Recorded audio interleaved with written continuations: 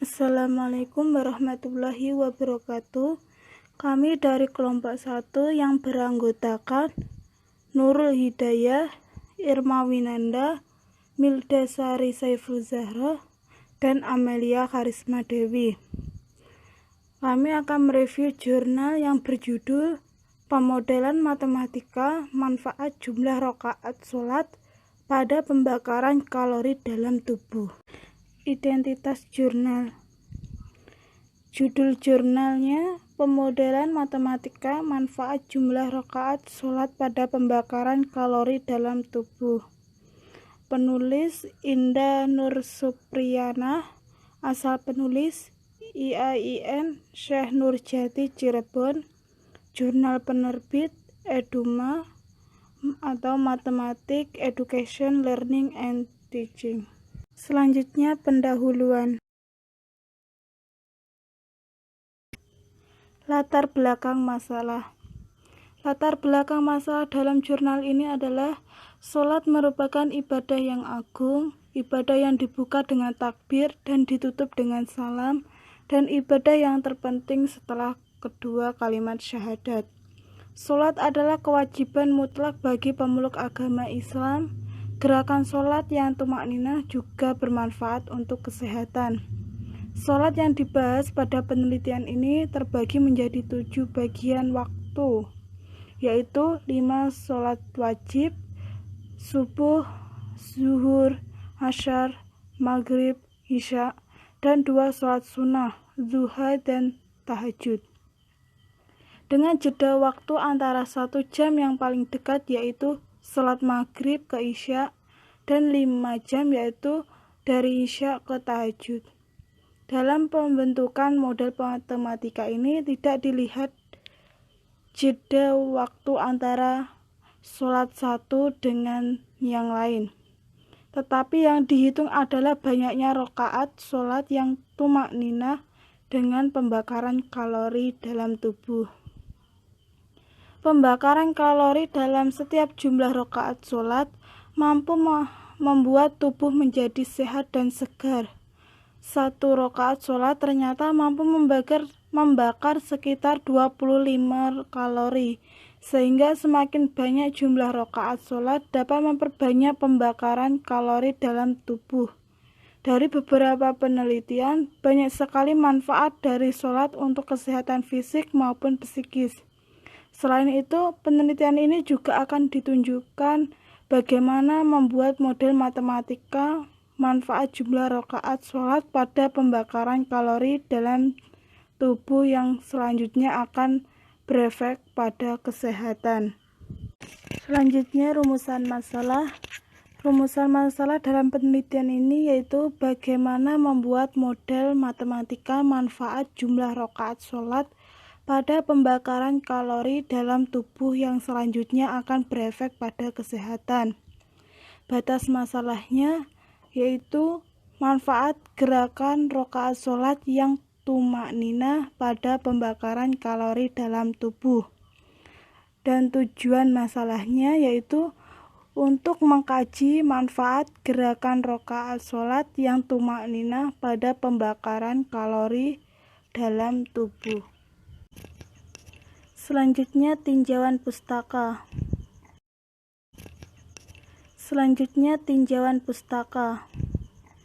Yang pertama, pemodelan matematika.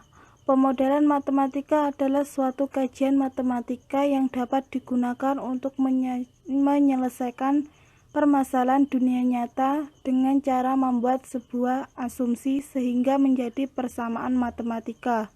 Dari persamaan matematika tersebut kemudian menentukan solusi dengan menggunakan metode matematika secara numerik atau analitik, sehingga hasilnya dapat digunakan untuk menginterpretasikan masalah dunia nyata tersebut. Yang kedua, jumlah rakaat sholat. Sholat yang dibahas pada jurnal tersebut terbagi menjadi 7 bagian, yaitu 7 bagian waktu, yaitu 5 sholat wajib, subuh, zuhur, asyar, maghrib, isya, dan 2 sholat sunnah, duha, dan tahajud.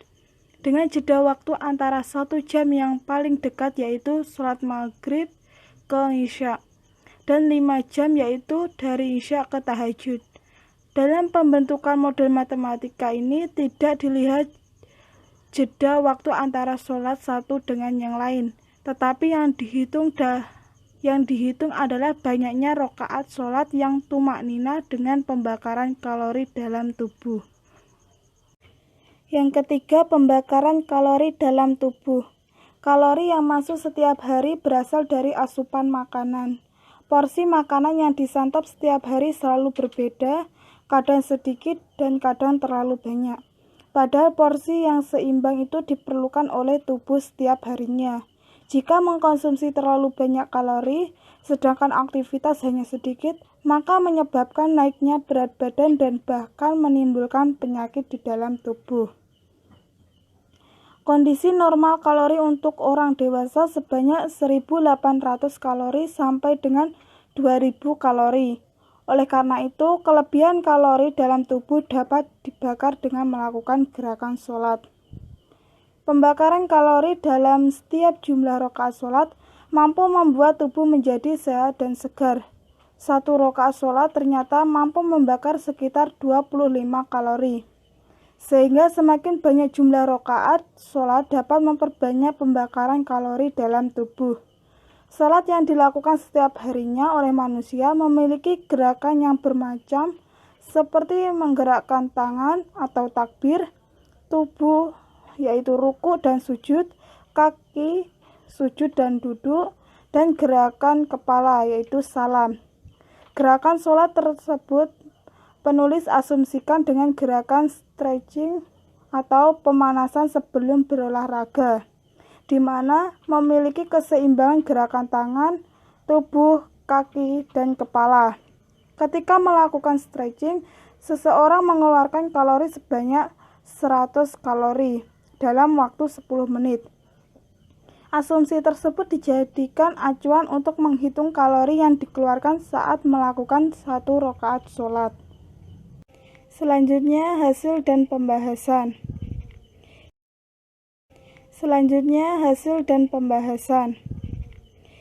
Yang pertama, analisis data. Metode yang digunakan dalam penelitian ini adalah metode Research and Development atau R&D. Dengan metode ini akan dihasilkan suatu produk atau model baru dengan merujuk model yang sebelumnya. Tahap dalam menyusun model matematika yaitu dengan menentukan masalah yang berkaitan dengan dunia nyata. Memodelkan masalah dunia nyata ke dalam bahasa matematika, membuat asumsi-asumsi, memformulasikan persamaan atau pertidaksamaan, menyelesaikan persamaan atau pertidaksamaan, menginterpretasi hasil dan solusi yang diperoleh dari masalah dunia nyata tersebut. Selanjutnya yang kedua, proses pembentukan model. Berikut ini adalah tahap dalam menyusun model matematika yang dapat dinyatakan dalam alur diagram. Sedangkan proses pembentukan modelnya yaitu yang pertama, dalam pemodelan matematika, hal pertama yang harus dilakukan adalah memodelkan masalah dunia nyata ke dalam matematika. Yang kedua, mendefinisikan variabel dan parameter untuk kemudian dimodelkan dan dibuat rumus matematikanya. Yang ketiga, dari rumus matematika yang sudah dibuat, akan dilihat bagaimana jumlah rakaat sholat tersebut akan mempengaruhi banyaknya kalori yang dibakar. Yang keempat, membuat asumsi, beberapa asumsi dan data yaitu pembagian waktu sholat. Waktu sholat terbagi menjadi 7 bagian waktu, yaitu 5 sholat wajib, subuh, zuhur, asyar, maghrib, isya, dan sholat sunnah, yaitu zuha dan tahajud. Yang kedua, kalori yang masuk setiap hari yang berasal dari asupan makanan. Porsi makanan setiap harinya selalu berbeda, kadang sedikit, kadang terlalu banyak. Berikut penulisan berikan kalori minimal yang masuk dari asupan makanan. Dari tabel di atas, banyak kalori perihal yang masuk ke dalam tubuh sebesar 1.800 kalori. Kalori tersebut hanya untuk makanan pokok saja. Kondisi normal kalori untuk orang dewasa sebanyak 1.800 kalori sampai 2.000 kalori, sehingga kelebihan kalori dalam tubuh dapat dibakar dengan melakukan gerakan sholat. Selanjutnya, kalori yang keluar saat sholat. Sholat yang dilakukan oleh manusia memiliki gerakan yang bermacam seperti menggerakkan tangan yaitu takbir, gerakan tubuh yaitu ruku dan sujud, gerakan kaki yaitu sujud dan duduk, dan gerakan kepala yaitu salam. Gerakan sholat tersebut diasumsikan dengan gerakan stretching yaitu pemanasan sebelum berolahraga, di mana memiliki kesamaan gerakan tangan, tubuh, kaki, dan kepala.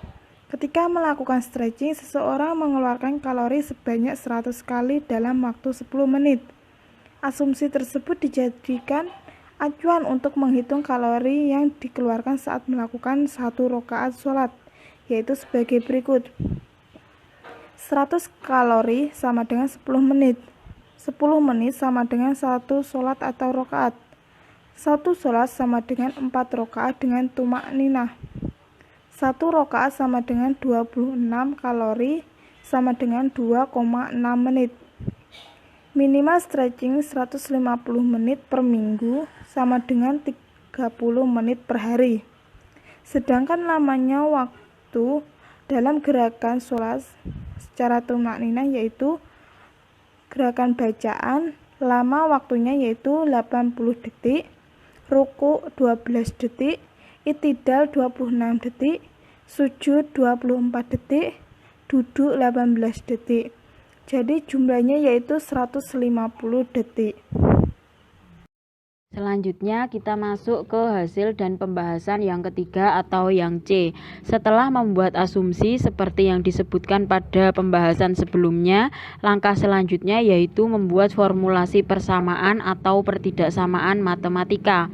Menyelesaikan persamaan atau pertidaksamaan tersebut, kemudian menginterpretasi hasil.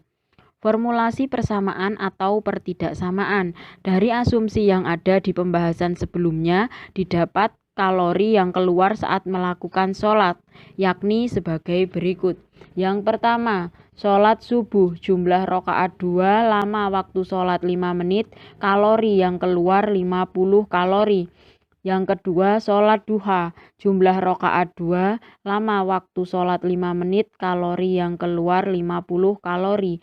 Yang ketiga, sholat duhur, jumlah rakaat 4, lama waktu sholat 10 menit, kalori yang keluar 100 kalori. Yang keempat, sholat asar, jumlah rakaat 4, lama waktu sholat 10 menit, kalori yang keluar 100 kalori.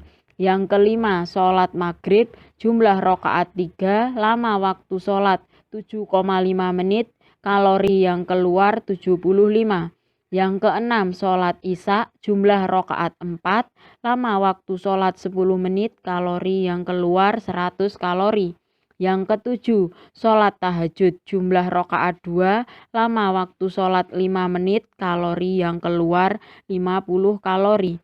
Jika ditotal, lama waktu sholat 52,5 menit, kalori yang keluar 525.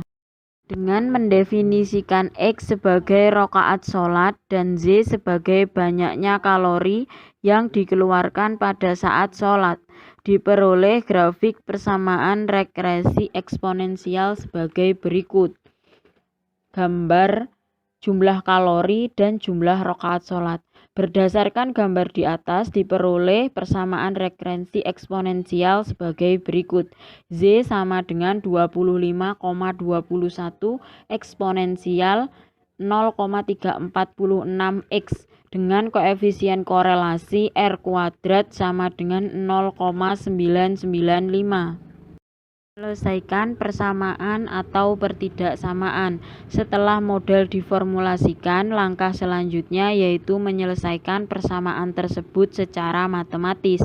Dari persamaan tersebut, berikut diberikan pendekatan jumlah kalori yang dibuktikan dengan perhitungan. Z sama dengan 25,21 eksponensial 0,346 X.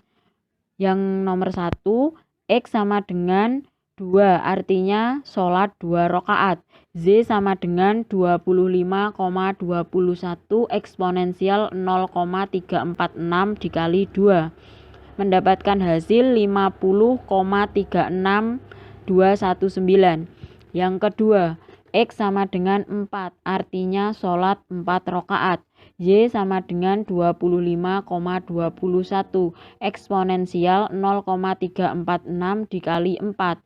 Mendapatkan hasil 100,6089. Yang ketiga, X sama dengan 3, artinya sholat 3 rakaat. Z sama dengan 25,21 eksponensial 0,346 dikali 3 sama dengan 71,18205. Menginterpretasi hasil. Jadi, dari pembahasan di atas dapat disimpulkan bahwa jumlah kalori total yang dikeluarkan seseorang ketika melakukan sholat 5 waktu plus duha dan tahajud dalam satu hari adalah 50 ditambah 50 ditambah 100 ditambah 100 ditambah 75 ditambah 100 ditambah 50 sama dengan 525 kalori. Selanjutnya, kesimpulan. Berdasarkan hasil dari pemodelan kalori pada hasil dan pembahasan sebelumnya, yaitu subuh sebesar 50 kalori, duha sebesar 50 kalori, duhur sebesar 100 kalori, asar sebesar 100 kalori, maghrib sebesar 75 kalori, isya sebesar 100 kalori, dan tahajud sebesar 50 kalori. Untuk kalori minimal yang masuk dari asupan makanan sebesar 1998. Maka dapat disimpulkan ketika seseorang melakukan sholat 5 waktu ditambah dengan sholat duha dan sholat tahajud, maka mampu membakar kalori sebanyak 525 kalori.